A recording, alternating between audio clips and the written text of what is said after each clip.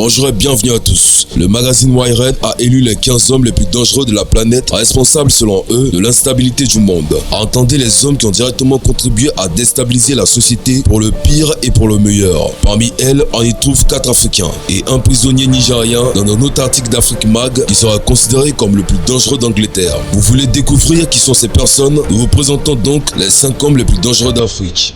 Allez, c'est parti. Avant de commencer la vidéo, si vous êtes nouveau, abonnez-vous à la chaîne et activez la cloche de notification pour ne plus jamais rater une vidéo.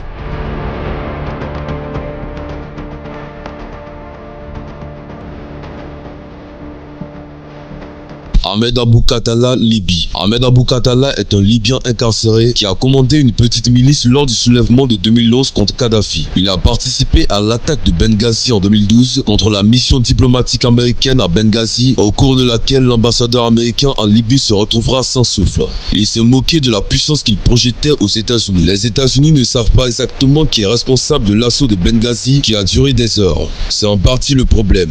Malgré de nombreuses attaques de précurseurs au cours de l'été 2012, la présence des services de renseignement américains à Benghazi n'était pas axée sur le djihadisme. L'administration d'Obama a juré de traduire les auteurs en justice, mais la chasse semble moins que substantielle. C'est là qu'intervient Ahmed Abou Khatallah. Bien qu'auparavant recherché pour être interrogé lors des attentats, le militant libyen a ri de la faiblesse de la chasse à l'homme américaine lors d'une conversation avec un New York Times journaliste dans un hôtel à Benghazi, soit frappé à la fraise. Pour ne pas trop parler d'une interview, mais comme l'attaque de Benghazi elle-même, Abou Khatallah a largement contribué à saper la perception de compétence qu'Obama avait projetée dans les affaires mondiales après avoir tué Oussama Ben Laden. Cela a effrayé l'administration d'Obama. Ses conseillers ont cessé de parler d'être vice-close pour mettre fin à Al-Qaïda. Et cela l'a empêché de nommer Susan Rice comme secrétaire d'État après que son récit à Benghazi ait déclenché un scandale politique. Maintenant, le gouvernement libyen a bloqué son aide à l'enquête sur Benghazi. Abou Khatallah peut probablement commander une autre frappe. Ce prisonnier nigérien est considéré comme le prisonnier le plus dangereux d'Angleterre. L'extrémiste musulman nigérien Michel Adebolajo, l'un des meurtriers de fusilleurs Lee Rigby, est considéré comme le prisonnier le plus dangereux du système pénal britannique. L'homme de 32 ans a été décrit par un agent de la prison comme violent, imprévisible et un danger majeur pour les autres prisonniers. Mais la menace réelle qu'il pose est sa capacité à radicaliser d'autres détenus, en relevé des sources de la prison. Des dizaines de prisonniers ont révélé être sous l'emprise de sa version radicale de l'islam que professe Michel Adebolajo et ont promis de devenir des djihadistes lorsqu'ils seront finalement libérés. Même les prisonniers non musulmans se seraient convertis à l'islam et ont juré une allégeance à l'État islamique après avoir été radicalisés par Michel. Un agent de la prison, selon Mirror Online, a déclaré: Adebolajo passe la plupart de ses heures de réveil à prêcher sa forme déformée de l'islam à quiconque l'écoute. Il considère tous les détenus comme d'éventuels soldats de l'État islamique, qu'ils soient musulmans ou non. Il a une grande personnalité et est très charismatique, et certains des prisonniers les plus vulnérables sont tombés sous son charme. Il est un individu très dangereux. Il recrute pour le djihad en prison.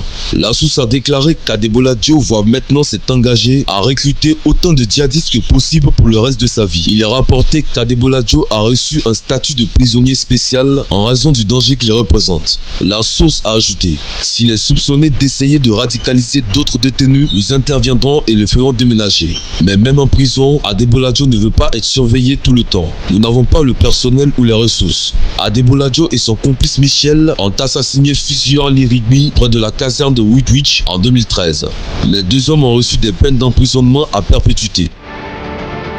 Cheikh Ahmed Madob, Somalie. L'Amérique compte principalement sur certains nationaux alliés, les mercenaires, les milices et autres mandataires pour mener ces guerres secrètes de l'ombre en Afrique. Les choses peuvent devenir confuses lorsque les mandataires ont leurs propres préoccupations. Aucun de ces hommes de front n'est plus puissant et potentiellement dangereux que le Cheikh Ahmed Madob, commandant de la milice de la brigade somalienne RAS Kaboni. Fin septembre, les forces kenyanes soutenues par les États-Unis ont attaqué la ville portuaire de Kismayo dans le sud de la Somalie, le dernier bastion du groupe terroriste affilié à Al-Qaïda, Al-Shabaab. L'attaque kenyane, américaine et maritime a été un triomphe pour le nouveau mode de guerre américain qui fournit de l'argent et un soutien technique, mais s'appuie sur des forces supplétives pour mener les principaux combats et mourir.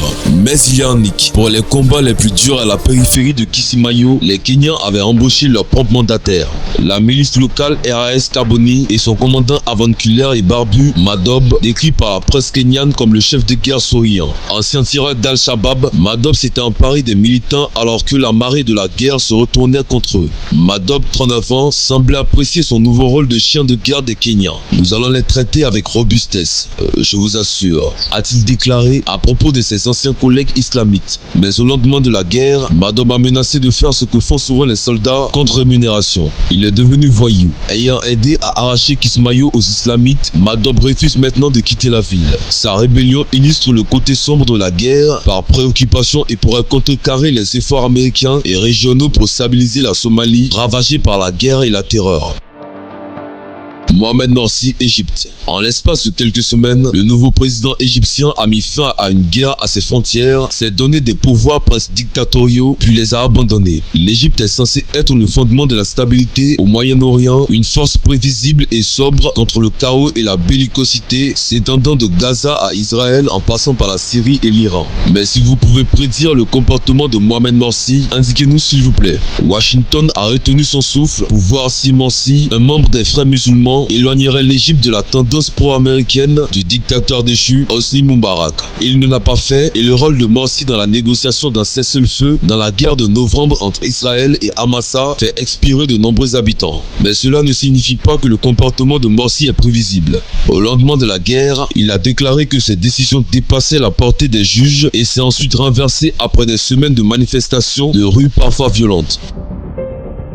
Matt Wendouley entre Marc Barseley, Égypte. La Maison-Blanche n'a cessé de répéter que les États-Unis n'étaient pas en guerre contre l'islam et en moins d'une heure 30, un inconnu a embrasé tout le Moyen-Orient et indirectement entraîné la mort de l'ambassadeur américain en Libye. En 2012, deux personnes peu connues ont fait de leur mieux pour saper cet objectif. Marc Barseley est un homme aux noms multiples et une réalisation douteuse. Produire un film, L'innocence des musulmans, qui est devenu viral et a provoqué des émeutes dans tout le Moyen-Orient. Pour sa représentation et respectueuse du prophète Mahomet. Autant Youssef a cherché à jeter l'islam sur un joug négatif, quelque chose de répudié par les acteurs et l'équipe de son film. Le propre de Youssef, les singeries criminelles qui ont rapidement éclipsé sa création. Il a été emprisonné pour des accusations liées à la fabrication de PCP et à l'utilisation de faux noms pour des chèques frauduleux. Après avoir utilisé le nom de Sam Bassil pour aider à produire L'innocence des musulmans, un juge a jugé que Youssef avait violé les conditions de sa probation et l'a renvoyé en prison. Le lieutenant-colonel Matt Wendouley n'a pas fait autant de dégâts à la politique étrangère américaine.